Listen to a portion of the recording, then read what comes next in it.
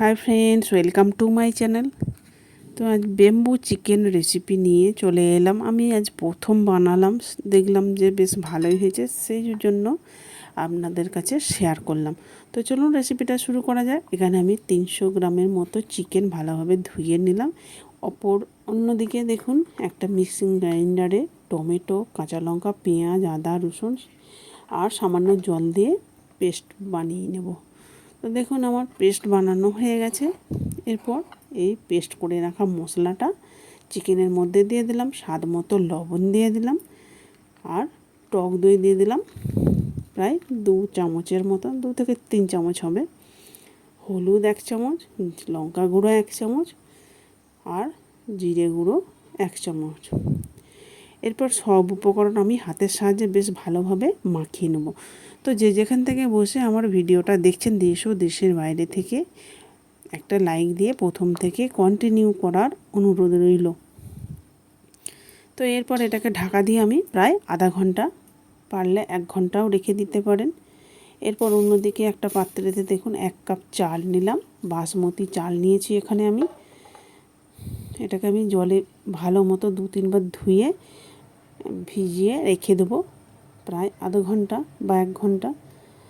এরপর কড়াইয়ে বসিয়ে দিয়েছিলাম, কড়াইতে সর্ষের তেল দিলাম 3 চামচের মতো। তেল গরম হতে এলাচ, লবঙ্গ, দারুচিনি, গোটা জিরে ফোড়ন হিসাবে দিয়ে দিয়েছিলাম। তারপর ম্যারিনেশন করে রাখা চিকেনটা দিয়ে দিলাম।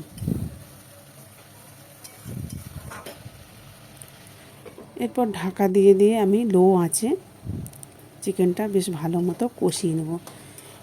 তারপর কালারের জন্য দিয়ে দিলাম কাশ্মীরি লঙ্কা 1 চামচ। তো দেখুন উপর থেকে তেল ভেসে উঠেছে, তার মানে আমার কষানো বেশ ভালো মতো ঠিকঠাকই হয়েছে। তো এটাকে ঢাকা দিয়ে রেখে দেবো। এদিকে দেখুন এই যে চালটা ভিজে গেছে। তো এখানে আমি দেখুন আগে থেকে এই যে একটা কাঁচা বাঁশকে নিয়েছি, বেশ ভেতরটা ভালোভাবে জল দিয়ে ধুয়ে পরিষ্কার করে নিয়েছিলাম আগেই অফ ক্যামেরায়। এরপর সেই ভিজে রাখা চালটাকে বাঁশের মধ্যে দিয়ে দিলাম। তো যারা আমার ইউটিউব চ্যানেলের নতুন বন্ধু আছেন, একটা সাবস্ক্রাইব করে পাশে থাকবেন আর পাশে থাকা বেল বাটনটি অল করে রাখবেন, তাহলে আমার নতুন নতুন রেসিপি ছাড়ার সাথে সাথে সবার আগে আপনার কাছে পৌঁছে যাবে। এরপর সেই কষানো চিকেনটা দেখুন দিয়ে দিলাম। পুরোটা হয়তো মানে বাঁশের মধ্যে যাবে না, যতটা যায় ততটা চিকেনটা দিয়ে দিলাম। দেখুন একটু তো ফাঁকা রাখতে হবে, যাতে চালটা দিচ্ছি সেটা তো ভাত হয়ে একটু বাড়বে, তাই দেখুন কিছুটা আমি ফাঁকা রেখে দিয়েছি।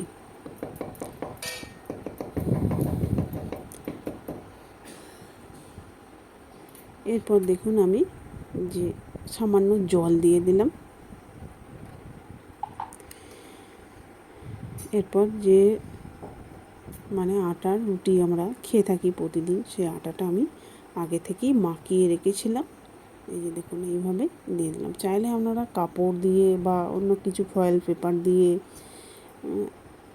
মুড়ে দিতে পারেন। তো দেখুন এরপর গ্যাসে বেশ ভালো মতো করে চারদিকটায় উল্টে পাল্টে মানে ঘুরিয়ে ঘুরিয়ে বাঁশটাকে কিন্তু পুড়িয়ে নিতে হবে, তাহলে ভিতরে ভাত মাংস সব বেশ ভালো মতো সিদ্ধ হয়ে যাবে। দেখুন বাঁশটা বেশ ভালো মতো পুড়ে গেছে। এরপর দেখুন আপনাদেরকে ঢেলে দেখাচ্ছি কতটা সুন্দর হয়েছে। তো বাড়িতে আপনারা অবশ্যই একবার হলেও বানিয়ে দেখবেন, কেমন হলো কমেন্ট করে জানাতে কিন্তু ভুলবেন না। ভালো যদি লেগে থাকে লাইক, কমেন্ট, শেয়ার করে দিতে পারেন।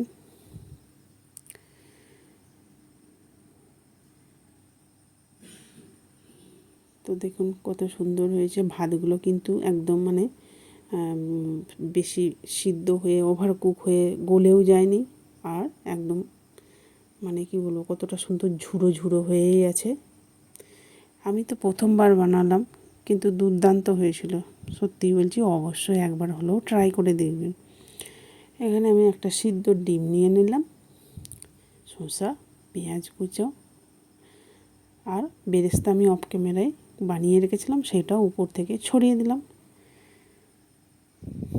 দেখুন কতটা সুন্দর লোভনীয় লাগছে। ভিডিওটা শেষ পর্যন্ত দেখার জন্য অসংখ্য ধন্যবাদ। কাল আবার পরবর্তী রেসিপি নিয়ে চলে আসবো আপনাদের সামনে।